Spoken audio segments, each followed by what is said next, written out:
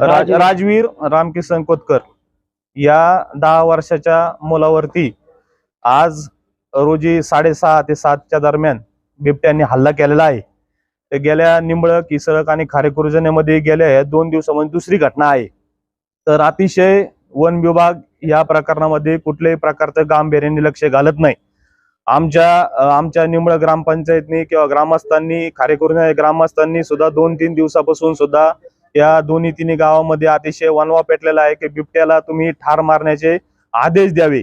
आणि या आदेशावरून कुठल्याही प्रकारचं पालकमंत्र्यांनी सुद्धा कुठल्याही प्रकारचा आदेश दिलेला नाही की बिबट्या दिसल्यानंतर त्याला गोळ्या घाला किंवा काय करा। अतिशय या पंचकृषीमध्ये अतिशय भीतीचं वातावरण आहे।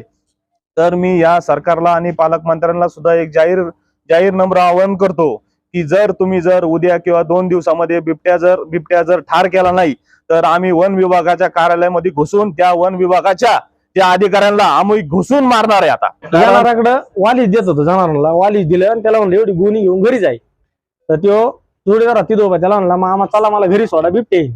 द्याला एवढं लवकर येतो का जाय। आणि मी वाली चारायचं झालं तर म्हणून फक्त शेण वडून घरी जायचं होतं, मला शेण वड फक्त जायचं होतं। तर तेवढ्यात फक्त थोडा आवाज आला म्हणून मी पळालो। पळाल्यानंतर मी गाडी फास्ट चालू केली आणि तोपर्यंत पोराव झालेलो। त्यावेळेस पोरग तिथं होतं, तिथून फक्त मी डायरेक्ट घेऊन दवाखान्यात आलो। पळून जाण्यासाठी काहीच नाही केलं, फक्त पोरग उचललं फास्ट मध्ये दवाखान्यात, पहिला दवाखाना। ते गाडी चालू केली ना मी फास्ट मध्ये हॉर्न वगैरे आपण फुल रेस केली ना, ते लगेच टाकून पळाला लगेच। फक्त पोरग उचललं फास्ट दवाखान्यात आलो, बाकी कोणाला अजून खबर नाही। नंतर जोडीदार माहिती होऊन तसं सगळ्यांना खबर झाली। शासनाला आमची मागणी म्हणजे अशी ना, तुम्हाला खरं सांगायचं म्हणजे खरं खोरलंय सरकार आपलं भांगारी। म्हणजे यांना आहे ना फक्त प्राणी महत्वाचे, माणसं नाही। एकदम थर्ड क्वालिटी सरकारी, हे मला तरी असं वाटतं। मी चुकीचं बोलत असेल तरी पण चालेल, काय अडचण नाही मला। पोराला जर काय झालं असतं ना तर मी सरकारचं काय केलं असं याचा विचार सांगू शकत नाही तुम्हाला। मी इतका फार टेन्शन मध्ये तुम्हाला रियालिटी सांगतो।